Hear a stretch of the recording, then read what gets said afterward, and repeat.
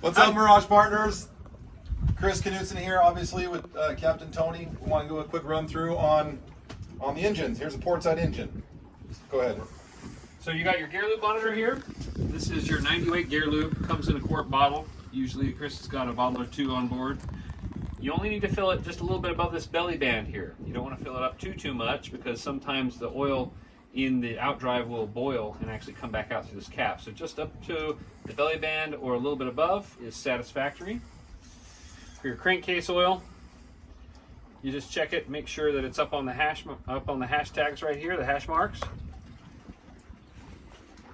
We just gave it a fresh oil change so it looks a little bit full. And if the boat has been setting for quite a long time, like if nobody's using it the week before you, and you pull it and it looks like it's a little bit over full, go ahead and start it, run it, then turn it off, give it a couple minutes to settle down again, and then recheck it. And that'll give you a correct reading.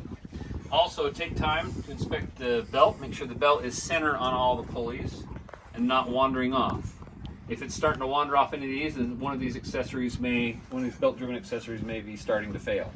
So you want to make sure that everything is lined up here. Make sure that this isn't like splitting and feathering.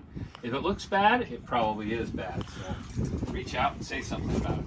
How about, so can we use the same engine oil here as a generator, or is it different? You can. The engines have 1540 in them. Okay. So if they need oil, we should probably top off with the 1540. Okay. The generator has 1540 in it as well. Okay. But if you do a full oil change, it's good That's to what we switch to use. the onboard 1030. That's Okay. perfectly fine. Okay. Over here on your generator, you've got your coolant reservoir mounted on the back there. This coolant reservoir should be up to this band here where it says add, and no more than the max. Go ahead and try to hit right here where it says engine coolant. Cap pops off. Open your jug. Pour some in nicely, neatly, and gently. This also is kept on board, the just regular diluted green antifreeze coolant. On the generator, before you start it, make sure you check your oil off of the dipstick here. Make sure that it's up to the second notch mark.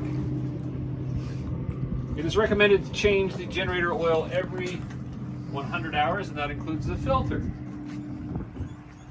The filter is located right down here, down low, next to the battery.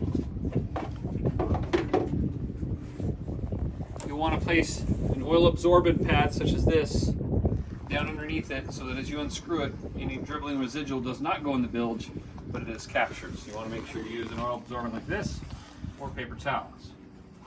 Then the oil pump is inserted through the dipstick tube.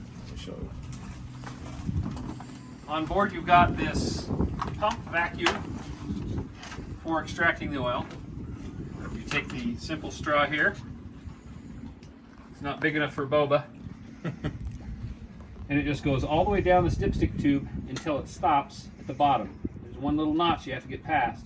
But then when it gets down there and it feels a little bouncy, a little spongy, you're on the bottom of the oil pan. Go ahead and pull it up about ½ an inch. Through the port here, attach the insert, and then when you pump this, it builds a vacuum. And as it builds a vacuum, you'll be able to see the oil start to come up the tube. These usually take about 30 pumps.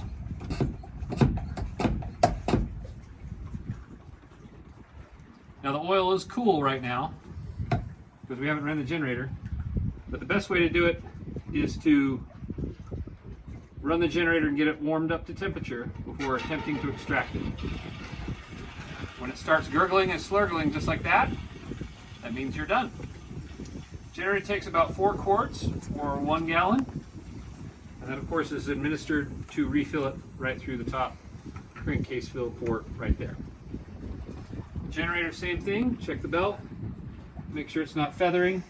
Make sure it's not failing. Make sure that all accessories are lined up in a nice little line on this outside one and then the inside one. The inside one runs the circulating pump and the seawater pump. The seawater pump is the one that pulls the water up through that strainer, through the generator, and then throws it over the side of the boat. That's why you got that water splashing. If you would please, Chris. Yep. for your generator before you start it, especially in the springtime when there's lots of runoff, there's lots of chaff and leaves and other things in the water. Close this valve, take off this cap, and check and make sure the strainer is completely full of debris. Pull this out gently. If it gets caught, don't pull harder.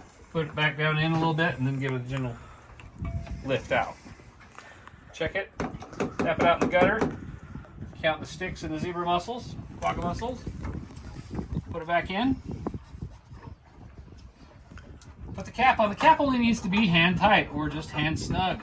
If you over tighten it with any sort of tool or wrench, it'll be virtually impossible for anybody else to get off. So just get it right about there, snug it down, open your valve, and you're ready to start and run. I hope that all this is helpful in getting you guys out on the lake so you can enjoy a beautiful Lake Powell. Thank you.